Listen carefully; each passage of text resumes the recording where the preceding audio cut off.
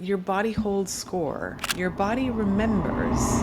Let's welcome Dr. Kristina Carman, naturopathic doctor and nutritional therapist. I think there's this concept that actually what we eat and how we nourish our bodies needs to be overcomplicated. And actually, what we have available to us in nature is actually enough. Dr. Kristina brings us back to the essentials, the power of nature and the simplicity that it offers to our health. I think my worry is that sometimes people will overdo it in one area and then forget actually that so much of what we need in order to really optimally digest is a balance. Today, we're peeling back the layers of complexity to reveal the truth about balance in our diets and how it fuels not just our bodies, but our lives. Nourishing your body comes down to also so much of self-respect. Do I respect and care for this incredible being where I can look after it and let it flourish and, water that garden? Dr. Kristina challenges us to rethink our relationship with food. And I will say that the top sort of chronic diseases as we age shouldn't be the norm. It shouldn't be what's expected. She confronts the stark reality of aging and chronic disease, urging us to question what society has told us is inevitable. Even if you do have to go on medication, I think it's really important to ask, well, how long? And what's the goal here? And can there be something else done too? How does one discover what is good for their personal body or something they're intolerant to? Dr. Kristina, why don't you take it a second and just tell us what is your edge in life? Okay, so maybe not just a one-word answer here, but I want to remain curious. I want to remain curious. I want to be interested. I would like to remain on a journey where I'm, empathetic and kind. But I think even underneath all of that, the curiosity for new things, for information, for understanding, and then also taking the time to sit with self-reflection. So how does that sit and feel for me? Because as we just spoke about, there's so much coming at us from all sorts of different directions. So it's really difficult to kind of filter through the reads and really know what is genuine for me and what fits for me. So I think that's a really important part of the curiosity piece, is that, yes, I can be curious and hungry for all this information and all the richness and the beauty that life has to offer. And it's important to really look for that because there's a lot of heaviness as well.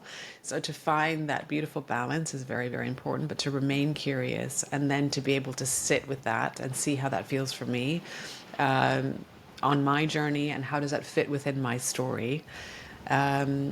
Is really, I would say, what my edge is and what I think increasingly, no matter what I do in my life, will be something that I will go for and go towards. Mm-hmm. And how has that played out through your life and your story? I don't think any of us go through this experience without any challenges or without any trauma or things that are very, very difficult that, might change us or shift our direction. Some of it by choice and some of it by just obviously environmental and circumstantial. Stuff happens, and it can be a lot.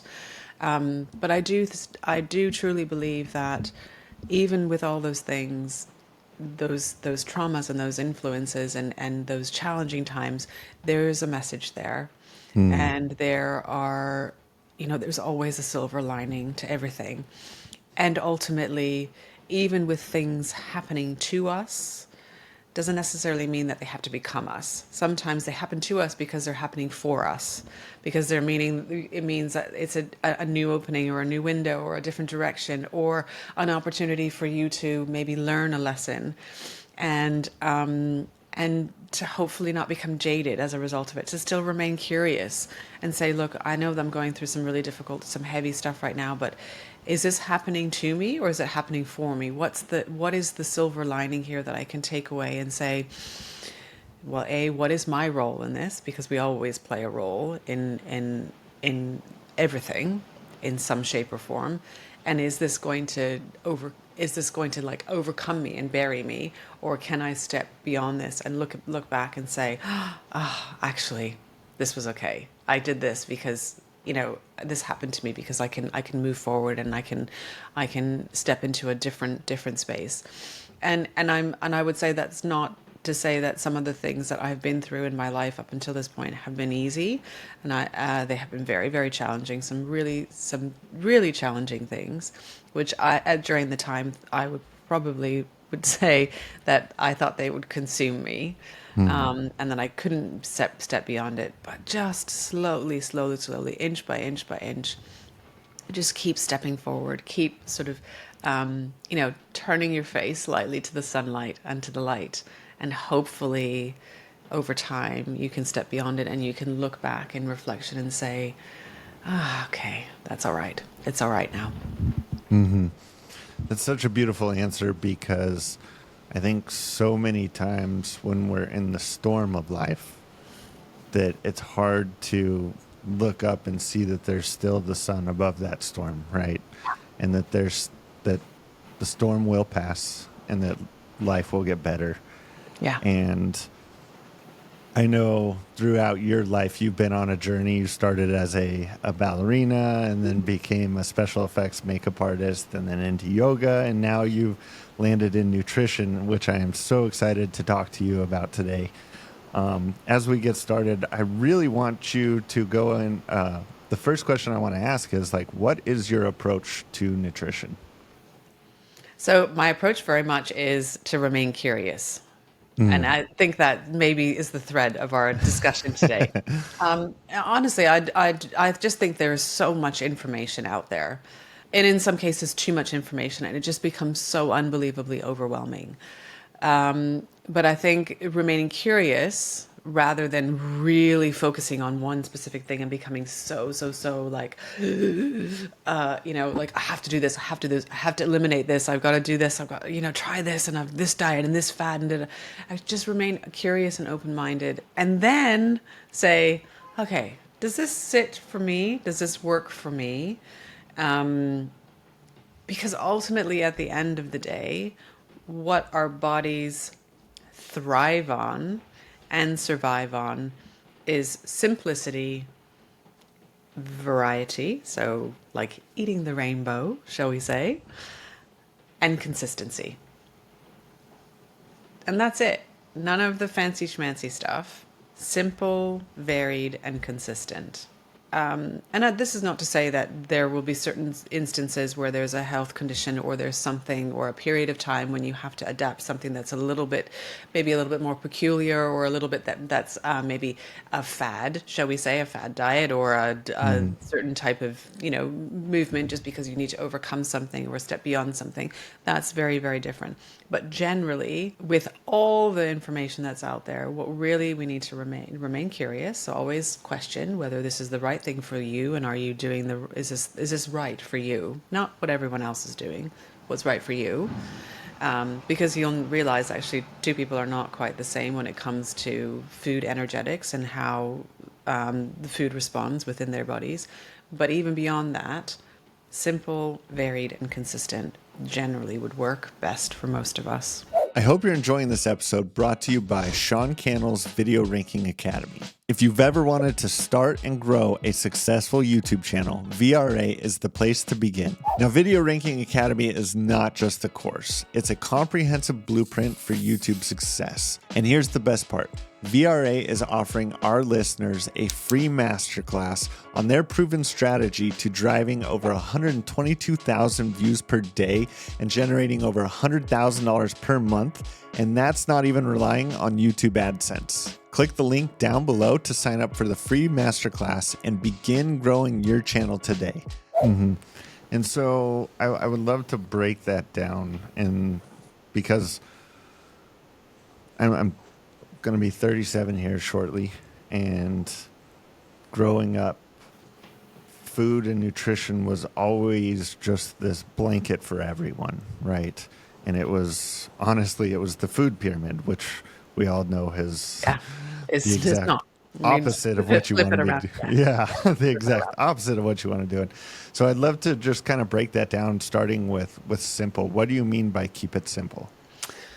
I think there's this concept that actually what we eat and how we nourish our bodies needs to be overcomplicated. So, lots of sauces and like flavors and various other things. And actually, what we have available to us from in nature is actually enough from a flavor and taste perspective. But I think over time, because there's been a lot of obviously commercialization with our food and flavor enhancement, our palate has changed.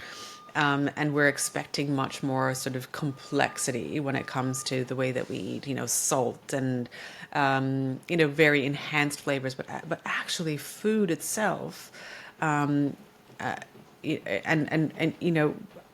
what's available to us. Basically, there's a bit nuance here because our soils are depleted from a nourishment from nutrient perspective. So obviously this will change some of that flavor and the taste.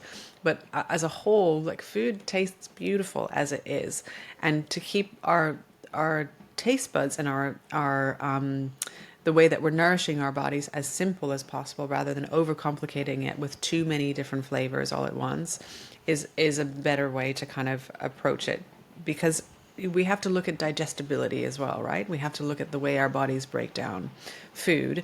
And if it becomes too overcomplicated, too many oils or deep fried or lots of preservatives and enhancements. I'm not talking about spices or herbs. I love using those, and I think those are, again, they're natural and they're part of food. And actually, that's a really beautiful way to add more of your sort of veggie quota into your day, is to use fresh herbs and to use spices and things like that. That's slightly different, but I'm talking more about those enhancements, the other things that you can add to your food that actually give it this, like mega, like ultra processed kind of. This is not food that we should be nourishing our bodies with.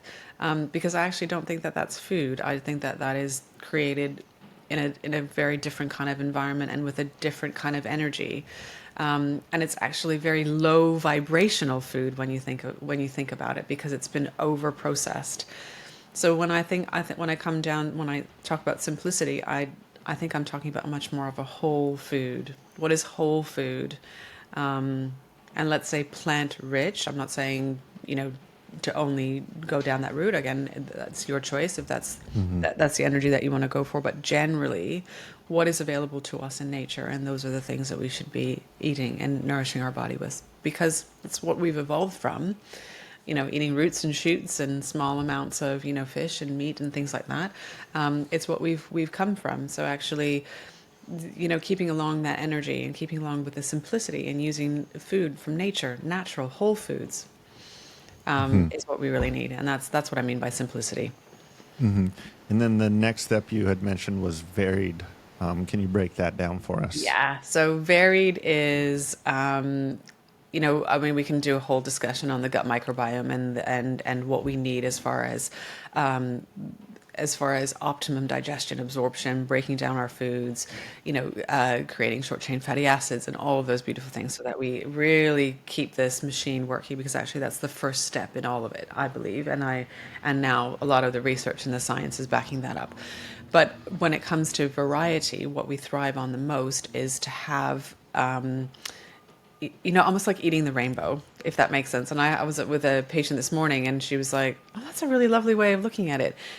Can we look at all the beautiful foods that we have available to us, and the vegetables and fruits, and it's all very colorful and very rich in nutrients for very different reasons. Obviously, we can classify it. But if you look at for example, like look at your week and write down what are the 10 or 20 vegetables and fruits that you would normally eat, and see if you can add a little bit more to that, so that the variety of color and the variety of flavonoids and polyphenols and the nutrients that you're getting from the food, from the foods that you're eating, is really varied. So we need this variety, but we need the simplicity. So it needs to be whole foods, natural, and varied in color. Varied in color, varied in texture, varied in the ways that you're cooking and preparing your food. Very, very important. So what I'm hearing there is, like, don't get stuck on just doing chicken and rice every day Yeah. with a little bit of broccoli. Yeah, exactly. And that tends to be the staple for a lot of people. So when I do a food diary analysis for a lot of patients, it tends to be the same. It's like chicken, broccoli, or chicken, green beans, you know, with rice or with pasta or something like that. But can we like, let's spice it up a little bit and make it interesting so that you're really getting the variety. So instead of rice one day, let's have quinoa or let's have buckwheat. Or if your grains don't fare very well with your body, then maybe it's a different type of vegetable. So you're using more starchy type vegetables that are, you know, a little bit more carbohydrate rich. So you're getting really a nice balance of those macronutrients as well. Maybe you're varying your protein sources. So you're incorporating a little bit more plant protein sources. So the beans and the pulses and the lentils along with your lean meats and, you know, healthy fats. So are we keeping it really varied, but simple? And real quick on the topic of protein, I heard recently you mentioned that there was a new study coming out that we're not, it was either absorbing or consuming enough protein based on exercise and needs. But could you elaborate on that? And I'm curious because I'm someone who likes to train a lot, and managing protein intake is important. So I Yeah. would love to hear some of that research. Yeah, sure. So I think the research around protein is very much evolving, and there's a lot of different schools of thoughts on the approach here. You know, whether we've been sold, you know, false information on actually how much protein we need. But generally, I think as a rule of thumb, I think it's important to kind of look at your diet as a whole. As always, I would always look at it, you know, rather than singling out one macronutrient, because we need all of our macronutrients between our proteins, fat, and carbohydrates in order for this beautiful machine to thrive and survive. So if we single out one, and only focus on that, my worry is always, are you then depleting or are you sort of knocking off some of the other really important mechanisms that you need in order to break down that protein? I mean, you need healthy fats and you need to a certain extent carbohydrates in order to really break down the protein into adequate amounts of amino acids for your body to absorb. So I think again, it's like there's a little bit of nuance here as to how much we actually really need. There's lots of different metrics that you can look up to see, you know, based on your weight in kilograms, and then maybe your activity level, you can kind of make a decision around that, around, you know, what are your goals? I think from let's say a fitness and exercise perspective, what are you trying to achieve? And then you can kind of base your protein intake around that. But generally, most people tend to be okay. I think as a whole, we're not deficient in protein. It's very rare to see that. Okay, certainly in Western diets, it's very rare to see a protein deficiency. What we do have deficiencies in is fiber. And the fiber is actually really quite important, and an important piece in making sure that digestion is working optimally. Because if that isn't working optimally, then you're not able to adequately utilize the protein that you're eating in your diet. And then we see undigested, you know, we see, you know, markers in our blood potentially that could be a result of overconsumption of protein. And it's not necessarily because you're over consuming it, it's because your body's not able to metabolize it correctly. So I think that's where it comes down, that it, you know, it's important. Hydration, you know, what are you eating your protein with? You know, and you know, are you able to, for you physically, to digest that well? You know, it's quite dependent on obviously stomach acid and, you know, commensal bacteria and all of these beautiful things, mechanisms as far as digestion to utilize it adequately. So I don't know. Does that really answer your question, Chris? I'm not sure. It's a nuanced answer. I think The it's answer I very. heard was it depends It's on you. it depends on you, and I think this comes down to so much of how we should approach eating. Look at your lifestyle. Look at a week's worth of what you would be consuming. You know, look at your health goals and your wellness goals as well, and kind of base it around that. I think my worry is that sometimes people will overdo it in one area and then forget actually that so much of what we need in order to really optimally digest is a balance. And before I had sidetracked us, we were covering your approach to nutrition in Yeah. general, and we'd covered simple, varied, and the last step was consistent. And so how does Consistent. someone stay consistent? Oh gosh, well, goodness, the consistency is probably the biggest challenge with all of my in the years that I've been working as a clinician. For most people, because life gets complicated and life gets sticky and messy, and you know, stuff happens and things get in the way, and we step into a certain pattern, and then we do that really well, and then suddenly it falls off because something happens, or we've been sidetracked, or there's a stress, or there's an event, or it's just Tuesday, or you know what I mean, like it's just it's tricky, and I totally understand that. It is very hard. So my approach, certainly with my patients, is to try to keep it as simple as possible whenever we're making any changes. Because if I throw 10 different things at you and say you could do that, then most often, I mean, very, very rarely, I can maybe name on one hand, how many people can actually stick to that many changes in one go. But to be able to do something consistently, so that you really weave it into your life and it becomes part of your daily habit, it takes time. And I wouldn't do that. I wouldn't throw too many things at you at once in those kind of cases, because it's too overwhelming. So to stick to something consistently, I would say pick one thing. So let's say you want to try to drink more water, or you want to try to increase your hydration. Maybe those are the two things that you want, or and how do we really increase hydration? It's not just drinking water; it's also looking at your diet so that you're holding on to the fluids, and that gets a little bit more complicated. How much are you drinking? That's going to flush the fluids out of your body. So the diuretic type foods and drinks. So looking at it as a whole, maybe that's enough for one person to do, for 3-4 weeks. And then when it becomes much more of a habit, like, then you can think about maybe adding in something else. And maybe then it's some supplementation, or maybe then it's something different. But I always like start small and simple and try to see if you can do that consistently. And consistency doesn't mean perfection. I think that's a really important one to make a note of. It's not about perfection. It's not about being perfect all the time. Because first of all, what does that even mean? And what does that even look like? And my goodness, how dull and boring would that be? We want to stay dynamic, and we want to stay curious and evolving and changing and moving in that kind of energy constantly, I think, because that's what keeps our beautiful bodies healthy and happy and thriving as well.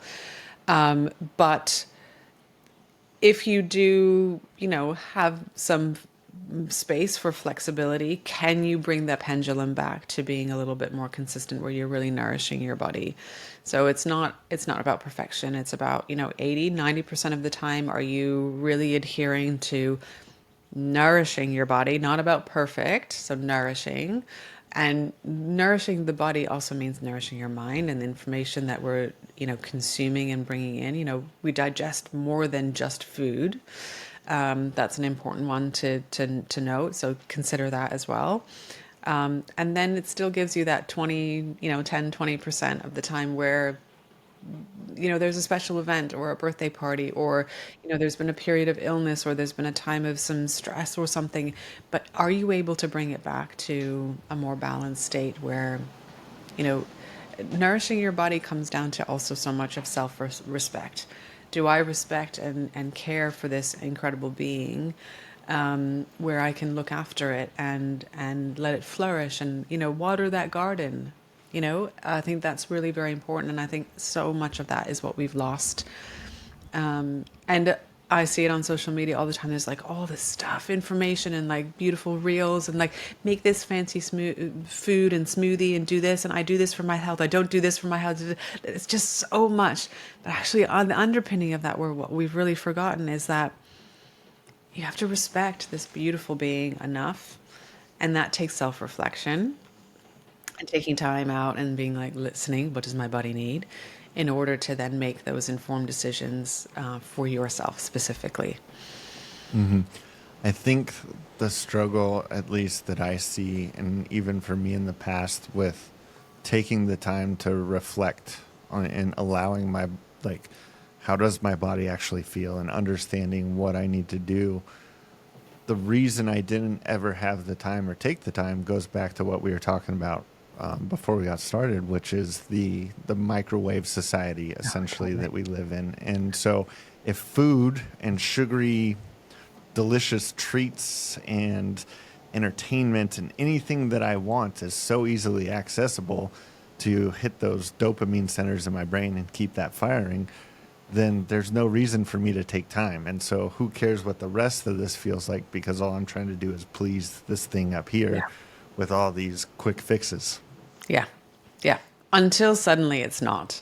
And this is where what I will see. And I will see so many patients. They have seen, 10, 15 doctors that say, oh, well, it's just all in your head. There's nothing wrong with you. Because actually the body is sending you messages through all of that. And then suddenly, it isn't okay anymore. And there are some challenges. There are some significant things that, may not be, let's say, like critical, where it's taking you to the ER or it's a real sort of an emergency kind of event, but it will impact your health long term, and it will impact, your risk for chronic diseases as we start to age. And I will say that the top sort of chronic diseases as we age shouldn't be the norm. It shouldn't be what's expected. And I think a lot of people think, oh, well, I'm getting older, I'm meant to have osteoporosis or diabetes or all those things. But that's not the case, right? This is an incredible vessel and being, and that and the self-reflection and the self-respect is a really very important component in increasing and supporting that longevity, so that you can, obviously our bodies will evolve and they'll change, and they're not going to feel the same way as they did when they were 20, but just because you're getting older doesn't mean that a disease or an illness or living living suboptimally is necessary. So I think that's really very important to start to look at that. Like, it's not, the patterns and the habits that we do in our every single day life, and this is that consistency that I was talking about, is actually what will get us to where we are, in our later lives. And I think that's important. I hear this all the time, Chris, all the time from patients. Oh, well, I used to be able to do this when I was younger. My body was great. I used to be at McDonald's and burgers, and I never gained any weight, and I was fine. It was fabulous. And then now they're in their 40s or in early 50s, and maybe there's some hormonal shifts going on, which is a part of life and a beautiful part of life, beautiful transition in life. And they're on their knees. And they're like, well, how did I get here? How is that possible? I eat really healthy now. But I'm like, your body holds score. Your body remembers. It will remember, and it holds it in your cells. And as we age, because that's a natural part of life, it will come out. It will come out in a way that maybe you're not feeling so great.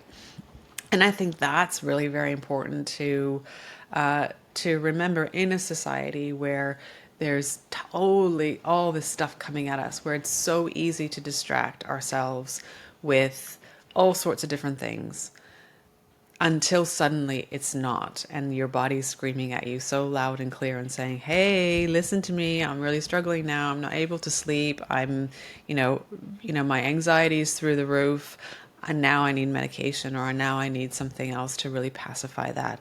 But that's not sustainable long term. At least it shouldn't be, and that shouldn't be the message that we are giving out. And that's really very difficult, because we see the ads everywhere for, oh, just take this drug and take that drug and do this and do that. No one actually talks about the fact that, something you've been doing consistently got you to this point in the first place. And, some of those steps can be reversed in order to really support your body. And even if you do have to go on medication, I think it's really important to ask for, well, how long? And what's the goal here? And can there be something else done too? And that's the part that is difficult for people, because that comes with a bit of behavior change, and that's the consistency and the simplicity and the varied and all of those things. And that's hard. That's hard for people. You see it in today's society so much with things like the diabetes injections that people are using for weight loss, and you're treating the side effect of your habits. And Yes. it's not that you're it's hard to say that you're any healthier, but you look healthier, right? So on the surface, it looks like things have changed and things have gotten better. And there is something to be said for shedding some weight off the body, shedding some fat. But what else is going on under the surface? Is there still severe inflammation? Is Exactly. there other diseases, things going on, other toxins? What's actually going on? And so that leads me to, you had mentioned suboptimal health earlier. How does one then define what optimal health is? I think that's a really, and I mean, it's a beautiful question and a really tricky one. I don't think we really know. I think a lot of people don't really know or realize how good their bodies can feel because they felt so poorly for so long, and it becomes normal for them. And they think, oh, well, this is it. This is, I am meant to have, joint pain or regular headaches or skin breakouts or this, that, and the other. They don't realize actually that even on a day-to-day basis, they could potentially be feeling wonderful and full of energy, that you don't have to be waking up every morning feeling like this, sluggish. You should actually be waking up feeling, okay, I've refreshed, I had a beautiful sleep, I'm ready for the day. I'm ready to be, clear-eyed, bushy-tailed, and going for it. And that's not all the time, obviously. And I understand, there's some variations there with life and with days and etc. But generally, our bodies are meant to feel wonderful. And I think we don't know that it can until suddenly there's a little glimmer and you're like, whoa, actually, how many years have I been feeling poorly? And then suddenly I feel better. And actually, in order to get to that point, it doesn't take a lot, just some simple changes, some simple things that people could be doing, like drink some more water every day. Maybe don't wake up in the morning and the first thing that you grab is a cup of coffee. Maybe the first thing you grab is some water to rehydrate from your sleep, from your night of dehydrating. Basically, you haven't been drinking anything, or there's been no fluids, and hopefully no food for the last 8-9 hours. So that's what we should be doing. How are you going to wake up and start the day? Is it with caffeine that's going to give you a huge surge of adrenaline and then cortisol and then blood sugar going yo yo yo yo yo all day long? Or are you rehydrating and starting the day on nourishing energy?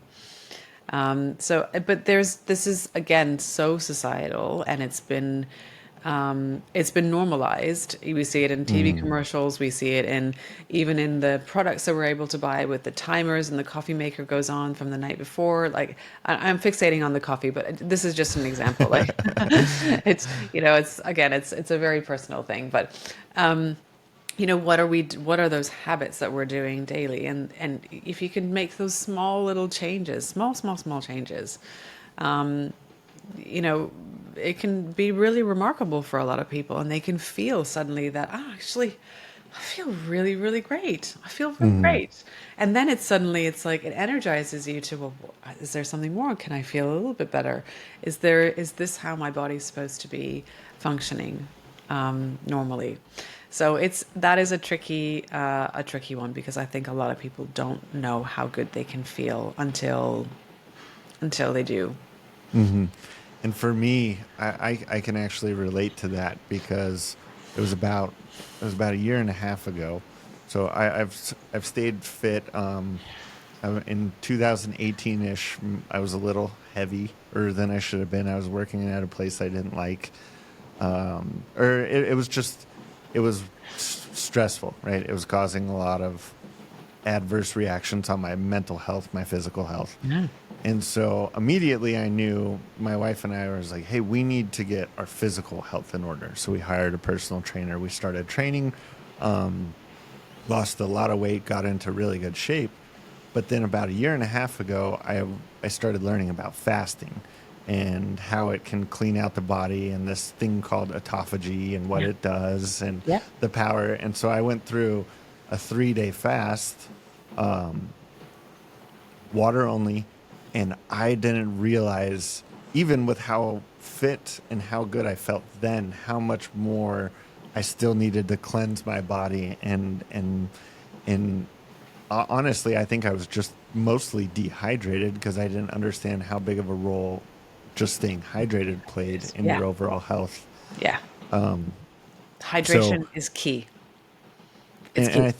yeah, can you explain that a little bit more? Because I'm a coffee addict. I'll admit it. I have my cup of coffee. Now, I've gotten better to where I'll have a big glass of water in the morning, but then I have my cup of coffee and then I follow it up with a lot more water to help, because I do know that it dehydrates you. But I heard you mention something in one of your podcasts that you don't just want to drink all your water at once. Can you explain a little bit more about that? Yeah, so cellularly, our cells will take small amounts of water in at a time. Um, so this is where the consistency comes in. So consistently drinking regular sips of water is really very important, rather than saying, "Oh, sugar, I forgot," for hours and then lugging loads down. Because it will just pass through it. Your body's already in a bit of a shocked state, and there's suddenly you're introducing loads of water. It doesn't really know what to do with it. And again, as I mentioned, cellularly, it can only take in so much in order for that ATP and energetic cycle and all the other cellular functions to work adequately. So consistent, regular sips and drinks of water is maybe a better, shall we say, approach than saying, "Oh, well, I drink 2 liters of water every single day, but I do it all in one go," or I drink it after the gym and then I don't drink again until 3 o'clock in the afternoon because I've had several cups of coffee in that time. So I think that's really very important, because if you're taking in other things, and again, I'm not knocking coffee, I'm a coffee drinker as well. And there are a lot of benefits to drinking good quality coffee as well. So we'll just leave that there. But does have a diuretic effect, and it has a dehydration effect. It also is a stimulant. So what happens in our body when we're stimulating anything, there will be some knock-on effects. And some people fare better with this kind of stimulant. Some people metabolize caffeine really very well, whereas others don't. So I think it's really very important to look at that again, look at you in context and be like, how does this make me feel? And that's not just coffee. It could be anything that's slightly caffeinated. Okay. So some people don't do well with green tea, and even though there's great benefits to that, some people don't do well with other things, like even chocolate. Like, I'm not a good chocolate person just because I'm actually intolerant to it, which I just found out the other day. So an interesting kind of an approach when we're starting to unpick and uncover and understand a little bit about how we work specifically, and individually. I think that's an important one. So individually, how do you fare with all of this? How But can hydration is key. like you just said, you just found out you're intolerant to chocolate, which, man, that would break my heart. But I did mine too. I'm like, oh my gosh, no. how Of all does the things. yeah, how does one discover what is good for their personal body Yeah. or something they're intolerant to? So, I mean, without going down the real, expensive testing route, so you can test. But when I first started in practice, I didn't do very many functional tests at all. I mean, this was a few years ago now, really. So, obviously tests and the ease of being able to have access to them has changed remarkably over the last, I would say even the last 5 years, I think. So I really didn't do very much sort of testing in practice. A lot of it was just trial and error and investigating, and almost sort of like, I'll try one thing, see how my body does with that, then I'll take it away, then reintroduce. And it's a little bit of this like elimination aspect of it. I think if you really were to ask people, or I certainly do whenever I ask patients, particularly when they're coming with GI or any kind of digestive stuff going on, I'll ask them, how do they feel after certain foods? And they already kind of know that they think maybe this doesn't do so well for them, even before any of the results come back. So they're not always terribly surprised if we do a food intolerance test or a stool test or something like that, and there may be something there that's highlighted. So I think, again, it's like you are the best doctor for yourself. You have something so incredible built inside of you. Listen to yourself, with truth and with full authority, because you will know yourself better, hopefully. And this is the message, hopefully, is that you are listening to your body you will know yourself better than your doctors. Yeah. And that's where you can advocate for your health, because there will be doctors who don't know you and will say things like, "Oh, it's just in your head," or "There's nothing wrong," or "That's rubbish," or "I don't believe in food intolerance testing," or "I don't believe in stool testing," or whatever it is. But I think you will come across people like that. It's just the nature of the way the system works and the healthcare works. And these are also humans. So again, it's not knocking them either. It's just their approach and different kind of training and different kind of energy as far as the way that they approach patient care. It doesn't mean that they're wrong, and doesn't mean that you're wrong. So I think that's an important one to look at as well. So listen to your body and start writing down, this food journaling is a really very powerful tool. I keep coming back to it. Food journaling, meal planning, meal prepping, all of that. It's magic. And this is part of that whole consistency energy, so that you can really keep on track and keep a variety of foods in your life and in your diet. But that's a really great tool to use to also see what might not be suiting you so well. So is it dairy that's an issue? Let's take that out for 3 or 4 days and see how your body feels. And not take everything out at once, because then you don't really know, right? Maybe it's some people don't do well eating strawberries, or some people don't do well eating soy or eggs or gluten or whatever it is. So you can really be your own, private investigator, and figure out like what really suits you from that perspective. But if that just feels like, oh my God, too much like hard work, there are some really great tools and some really great tests available. And I use them a lot in my practice, because sometimes it gives people a little bit of a whoa, eye opener window into being like, oh yeah, I think I kind of knew that actually maybe this was it, but now it's actually confirmed that I don't do so well with that. And then if that's the result, it doesn't mean that that's forever. It might just mean that the body needs some support in order to digest it. The body maybe needs some period of eliminating it in order to reduce some of the inflammation and to rebalance the tolerance and rebalance the sort of immune reaction potentially to certain foods. Now, that's not to say that, that will always be the case. Sometimes for some people it means that they have to actually remove gluten forever, because there's maybe a celiac or a non-celiac gluten sensitivity, and that's actually just them genetically, or just their body because of whatever predispositions they come with. So it's important to look at it like that in context, but you wouldn't really know that until you've removed it and then maybe brought it back in, and then kind of you have to kind of play around with what works for you.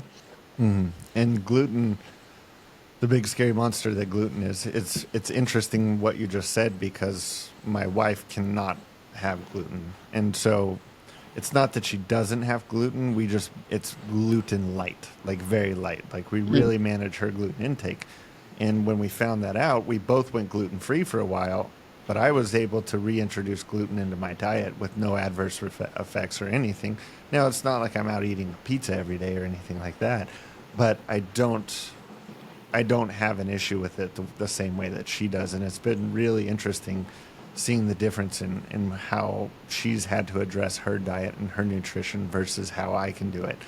Again, we found out that there's some genetic things there. There's different things there that she has that I don't, through different testing that we've been able to just learn more about it. But so talking about determining what foods people should and shouldn't eat based on their body and their body composition, would you say that's like step 1, or is that step 3 or 4, and to focus on maybe some of the lower hanging fruit, like getting rid of the sodas and fried foods and stuff that comes out of a box, and getting more into a whole food diet would be more important than starting to, I feel this way because I eat cottage cheese or... Yeah. Absolutely. So I would say that's 100% the first step is, tidy up the low-lying fruit aspect of your diet. What are the things that you would normally go for? And again, this is where you write it down, right? It's really useful. People sometimes don't realize actually, I've been to Chick-fil-A like 8 times this week or 4 times this week, or I've been to this fast food and that write all that down, and then you'd be surprised And you're like, oh, actually, I thought I ate healthy, but I don't.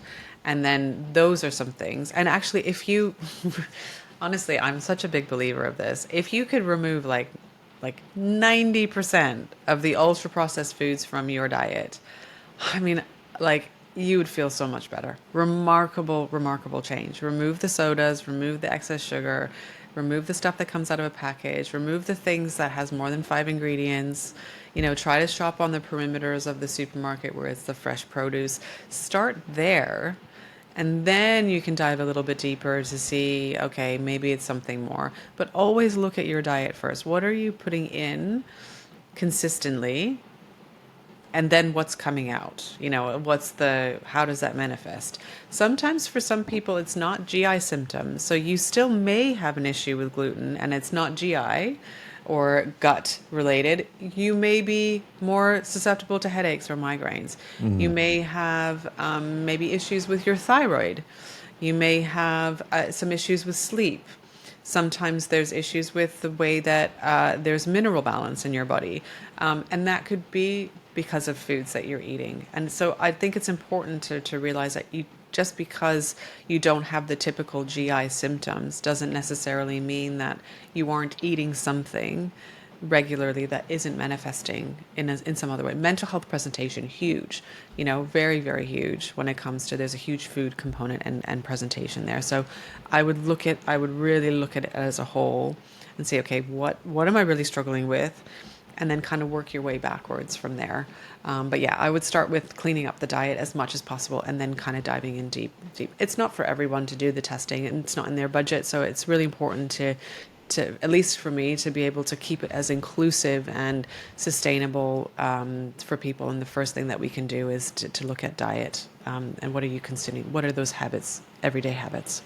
And then back into nutrition, I'm fascinated by this concept of the order in which you eat your food can affect how it can change how it affects your body. Can you explain a little bit about that? Yeah, absolutely. So this is actually really quite new or new-ish, shall we say, research. But there's a lot actually in so Eastern medicine and Ayurvedic medicine around food pairing and the things that you eat together and shouldn't eat, and because of their energetic properties. So a lot of that actually really resonates with me because that's very much my background and what my training has come from.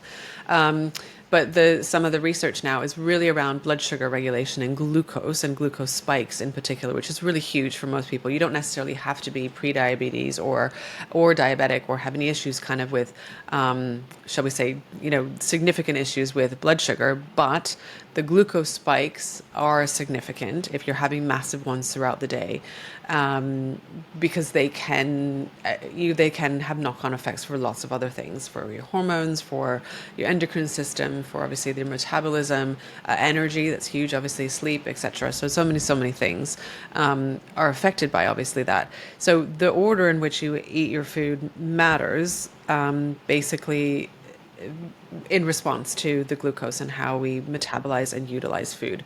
So the school of thought or the consensus is that start with a veggie starter. So the fiber first, again, that prepares the gut with the digestive enzymes, with stomach acid, with all of the the support that's needed.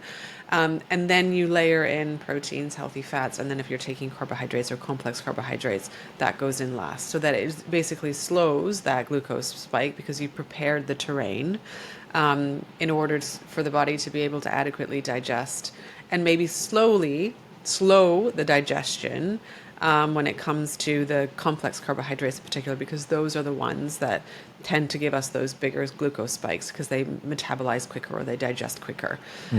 So that's kind of the theory around it. It gets a little bit more complicated, but generally as a general rule, that's kind of a good way to approach it, is start with a veggie starter. And that includes breakfast, right? So you think, well, most people will, the first thing they will do at breakfast is grab something sweet, out of a cereal box. What do we feed our children? Like, oh my goodness, Pop-Tarts. right? Pop-Tarts, like, that's not even food, first of all. It's terrible. So what are we looking at from that perspective? So really important to look at like your first meal of the day, whatever time that is. So if you're a faster, an intermittent faster, what are you breaking your fast with? Is it coffee? Okay, so Yes, think of I'm that. guilty. Yes, I'm Well, guilty. okay, is it coffee or are you breaking your fast with something that is savory, hopefully protein rich? Maybe there's some fiber in there to help support the body and the day and the digestibility of anything else that you bring into this terrain throughout the day. Are you starting with that, or are you starting with something really sugary that's going to get you on this sort of glucose spike throughout the day? So that's where it's really important, the food pairing and the food order of how you're eating and what you're eating, what choices you're making, and a lot of the research is particularly around that first meal of the day, whenever that is. What are you breaking your fast with? And most people, it will be something sweet, unfortunately. But I think maybe we need to kind of change our narrative and our thinking around what is breakfast, because it has been a bit of a marketing push for us on, the cereals and the Pop Tarts and the waffles with maple syrup and all that kind of stuff. And I'm not saying that's not, like you can't ever have those things. I mean, I would, let's see if we can find some healthier alternatives would be my choice, but maybe don't choose it as your first meal of the day. Maybe you're having something else that's going to be nourishing your body overall.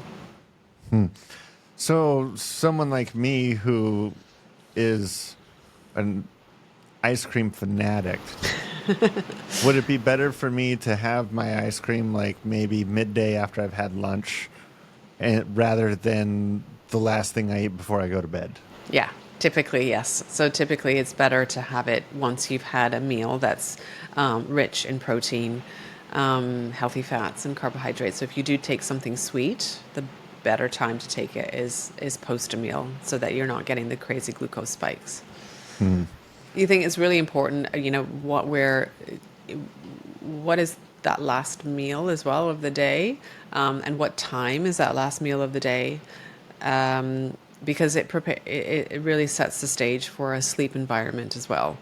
We want to make sure that you're sleeping adequately and well in a way that your body can really rest beautifully and reset and regenerate. Our liver does all of its clearing. Our gut microbiome does its lovely sweeping and cleansing. That's our time we're, using up our glycogen stores in our liver, and then hopefully burning some, adipose tissue and fat tissue, which is what we're supposed to be doing while we're sleeping, so that then you wake up and you flush it out beautifully, hopefully with a nice bowel movement and some lovely water, and then set the stage and start the day for receiving nourishing food the next day. So I think the last meal is important, and is that ice cream or is that sweets or cookies or something like that? It's an important one to look at, and it's not a no to those things. Like I said, it's all about balance, and look at it in context with everything else that you're eating. It's lovely to have those things every once in a while, but generally it works better if it's post a meal, because of the glucose aspect of it and the spikes. Well, Dr. Christina, this conversation has been fantastic.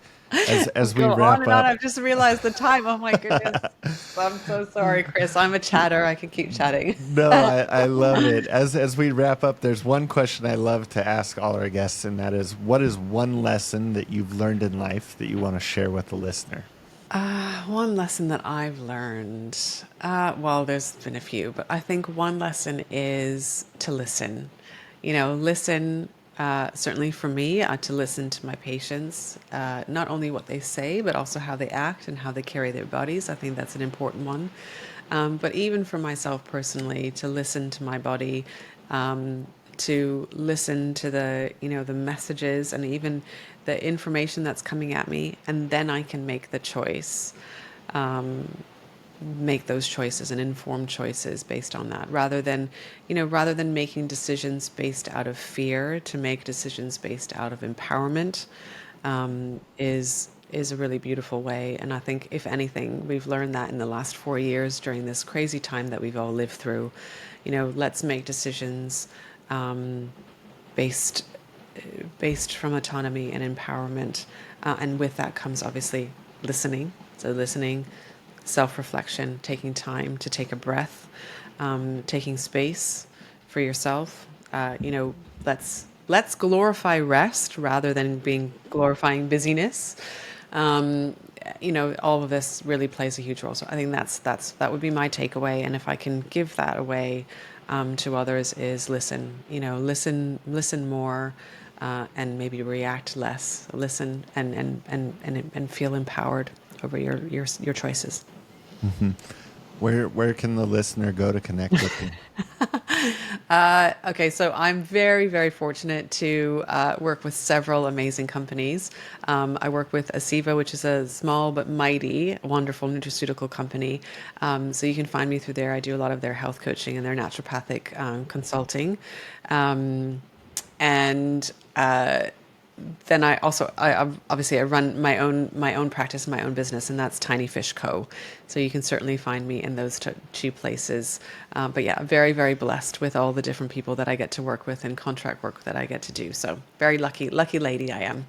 And you also host a podcast as well. I do, yeah. Walking in Wellness is our podcast, and maybe we'll have you on as a guest, Chris. I would love to hear your story. So. There we go. I would love to share scratch your it. back, you scratch mine, right? That's how it works in this world. Yep. But yeah, no, we would love to have you. But yeah, it's very, very new, so we're still sort of finding our feet as far as the energy. But yeah, I've been really, as you can tell, I enjoy talking. But I also I think it's important that people, learn, continue learning, and continue remaining curious, and asking those questions. Mm-hmm. And for anyone that wants to connect with Dr. Kristina, I will make sure to include all of those links down below in the show notes. And thank you for listening to this podcast. If you enjoyed it, please like, subscribe. If you're listening on Apple, rate and review so we can continue to get great guests on here like Dr. Kristina. So, Dr. Kristina, it has been a pleasure. There's still so much more I want to ask you. I'm going to have you back sometime. Yeah, if that's no, all right. I would love that. I love that. This has been great. So thank you so much. Thank you so much, guys.